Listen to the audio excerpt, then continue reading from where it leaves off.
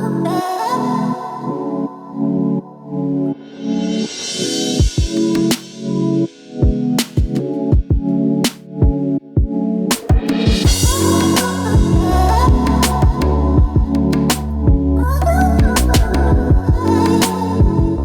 on YouTube, Tony here, back with another video, and as you can see from the title, this is the best things I've smelled in 2018.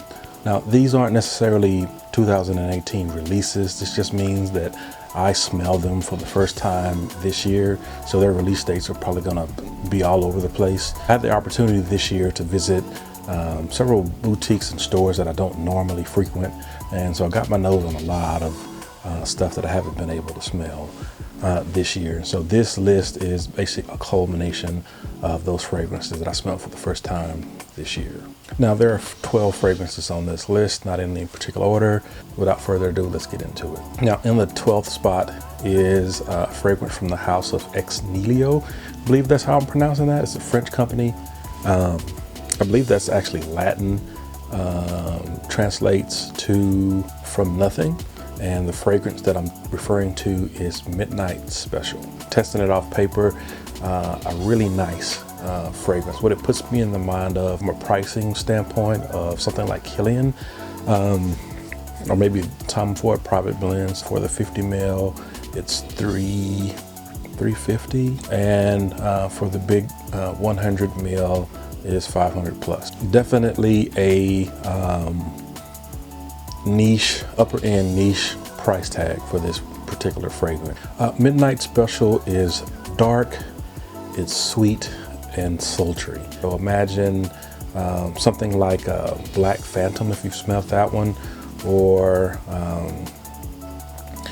if you've ever layered any of the Tom Ford stuff. So maybe Noir de Noir with something like Tobacco Vanille. It's dark and mysterious, just a very good smelling fragrance. Can't wait to really dive into this. I didn't even get a sample of this, but we'll definitely be trying to sample and decant this. At that price tag, I got to make sure that it's something that I absolutely love. A new house for me, and a fragrance that I'm very interested in finding out more about, and that's Midnight Special.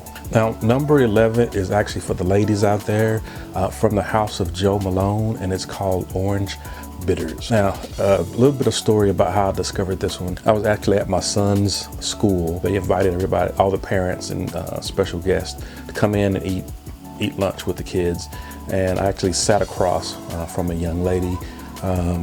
When I say young lady, I actually mean older lady. She was a grandmother, and we were just struck up a conversation, and we started talking, and when she was waving her hands as she was talking, I kept getting whiffs of something in the air, and I was like, are you actually wearing a fragrance? And she was like, oh yes, I am. It's called Orange Bitters, and I had never heard of it. I've heard of Joe Malone, but not this particular fragrance. So now, and I liked it so much, I ended up going to the mall and getting a sample for the wife.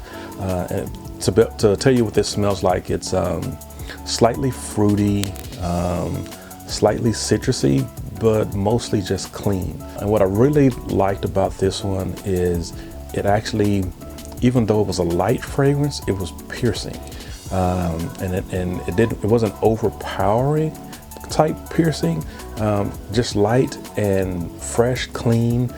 Also garnered attention from it. Just a very elegant, I think, fragrance done by Joe Malone. So at number 11, Orange Bitters. Now coming in at number 10 is one from Creed that I finally got my nose on, Jardin d'Amalfi.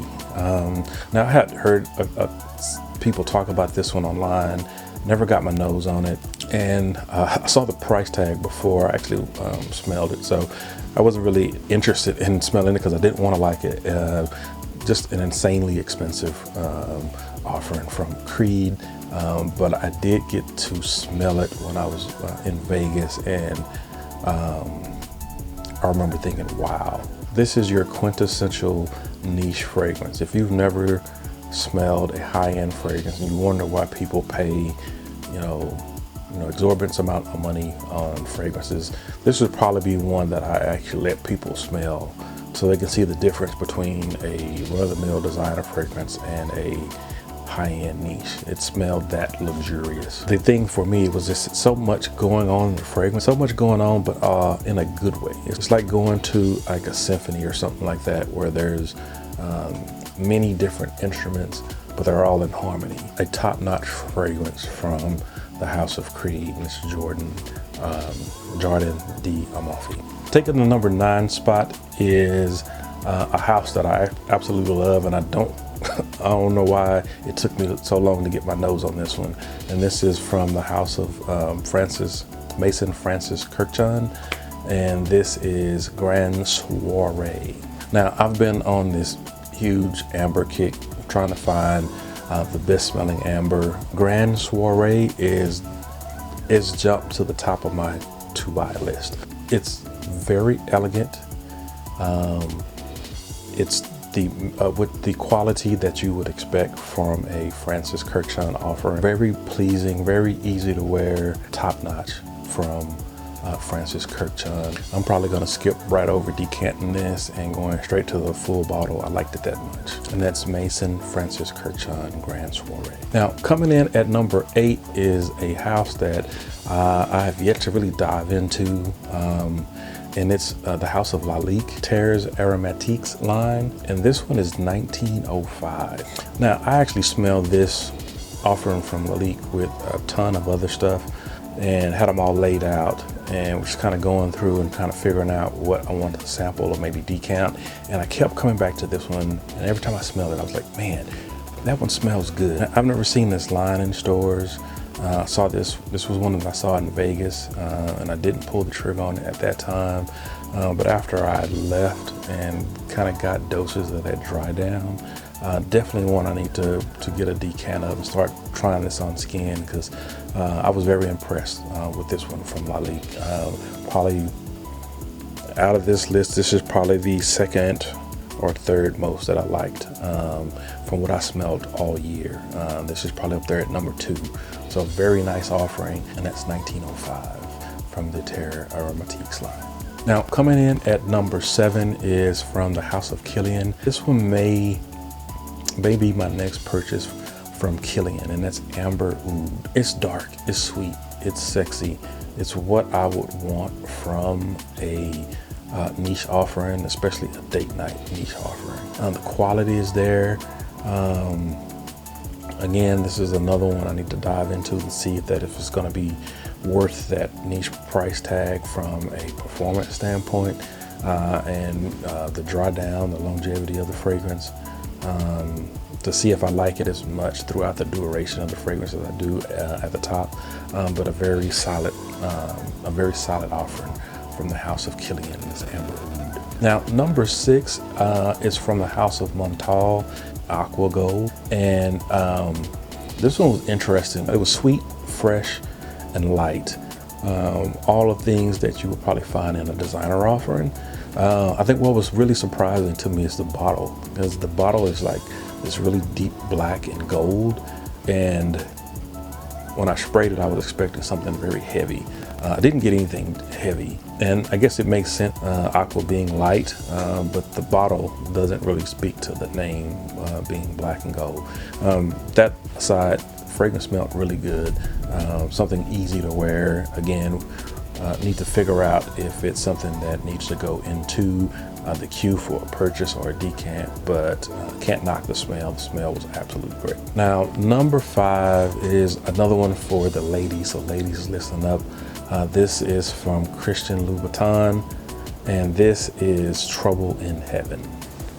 Now, this is another one that I smelled and immediately knew that it would probably be a purchase. I actually picked this one up for the lady for Christmas. I smelled it and was like, yep, the lady needs to have that one in the repertoire. Give you a little sense of what this smells like. Imagine an oriental fragrance with, I don't know, there's some sort of berry, like a cherry or a raspberry or something like that in the mid, around this oriental, slightly powdery, slightly vanillic, very elegant, smooth fragrance. Doesn't really push out too far, but for dates, perfect for that. I probably should put this in the queue for review. I like it that much. It'll probably jump to the top of the review list. So if you haven't gotten your nose on any of the Louboutin fragrances, all of them are pretty decent, but I think Trouble in Heaven is a clear winner for the best of the line. Now, number 4 is one that was recommended from a guy at Barney's, and it's called Cellophane, and it's from the house of Serge Lutens. Now, when he said cellophane, I was like, really, cellophane? And Serge Lutens is known for being artistic in their offerings. The offering that I have from the house actually smells like a type of shortbread or something like that. And this one smells like cellophane, or has the note of cellophane in it, and florals. And when I say cellophane, I don't mean or plastic, I mean the plastic that's wrapped around a bouquet of flowers is the inspiration for this. So again, a artistic expression of fragrance, fragrance is art, if you will, with this offering. Impressive nonetheless, the way it smells, and very wearable as well. So coming in at number 4 is Cellophane by Serge Lutens. Now, my number 3, I haven't had the opportunity here local to smell it, but did go to the Guerlain boutique in Vegas and put my nose on this one, and it's Tonka Imperial. Now, this one I heard kind of was reminiscent of Perielis's Black Vanilla Oud, kinda. Tonka Imperial to me is a whole different class of fragrance to me. Like having a 2-door Mustang and a 2-door Lamborghini. It's like both are nice cars, but the Lamborghini is going to be in a different class, and that's what I would say with Tonka Imperial. It's another one of those fragrances that I describe as a niche,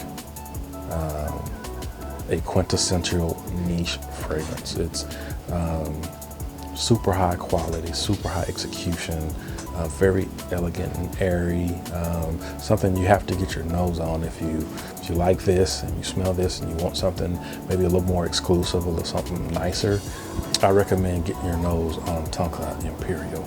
Now, number 2 is from Guerlain, from the house of Guerlain as well, and it's L'Homme Ideal. Now, this one was on my list to smell because I own the cologne version, and I wanted something that I could wear in the fall. And I went to the store, not necessarily intending on buying it, but the young lady said that they had these gift sets that's shipped in that came with like shower gel and shampoo, and they weren't supposed to get them for whatever reason. I guess they can't ship them back. So she was like, you know what, I can give you this for like 30 bucks, 35 bucks, I think. And I was like, sold. So I ended up getting a fragrance that I actually really wanted, and not disappointed in that purchase at all. Another one that probably needs to go pretty high on my review list for next year. Didn't quite get through everything that I wanted to get through as far as reviewing this year, but you will see a review of L'Homme Ideal coming in the beginning of 2019. This is one of the best fragrances I smelled in 2018. Now, rounding out this list, and again, they're not in order. I didn't rank these from 12 to 1. These are just the 12 top fragrances that I smelled. And taking the number 1 spot is from the house of Robert Graham, and it's called Fortitude. I got a sample of Fortitude from Scentbird, and I remember spraying it, and the wife was standing next to me, and she was like, well, that smells niche. Now, ultimately, I think this is technically a designer brand because they sell, men's and women's clothing and a bunch of other stuff.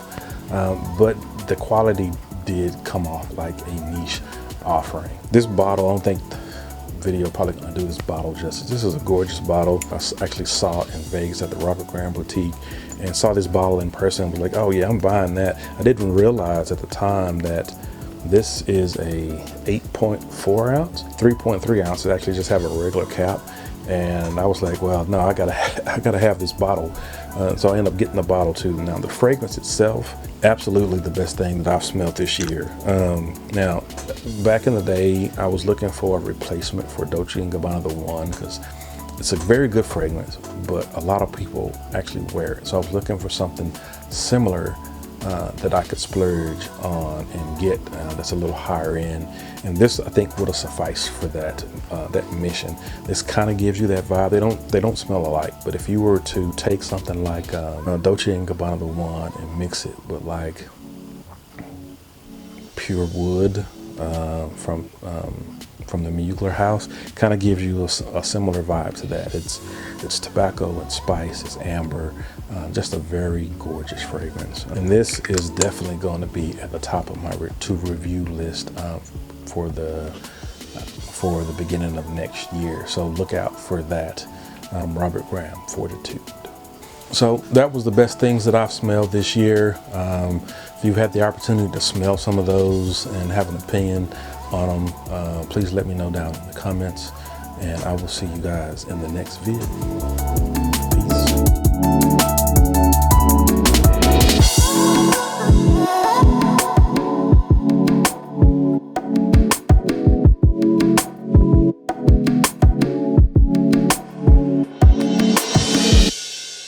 Sold.